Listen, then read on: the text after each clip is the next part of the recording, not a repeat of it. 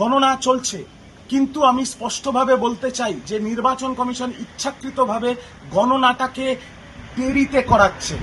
এই দেরি করিয়ে গণনা করানোর ফলে এতটা সময় পেরিয়ে যাওয়ার পরেও মাত্র 2 থেকে 3 রাউন্ড গণনা হয়েছে। আমি স্পষ্টভাবে আমাদের কাউন্টিং এজেন্ট, আমাদের কর্মী, আমাদের সমর্থকদের বলছি, চিন্তা করার কিছু নেই। শেষ ভোট গোনা অবধি আমাদের লড়াই করতে হবে। আমরাই জিতব, আমরাই আসব, বাংলায় জিতবে। যে বিধানসভাগুলোতে বিজেপির ক্ষমতা বেশি সেই বিধানসভাগুলোতেও আমরা ভালো ফল করছি।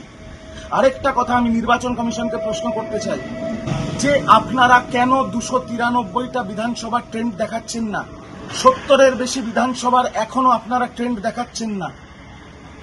নির্বাচন কমিশনকে বলবো অবিলম্বে 293টা বিধানসভার ট্রেন্ড প্রকাশ করার জন্য।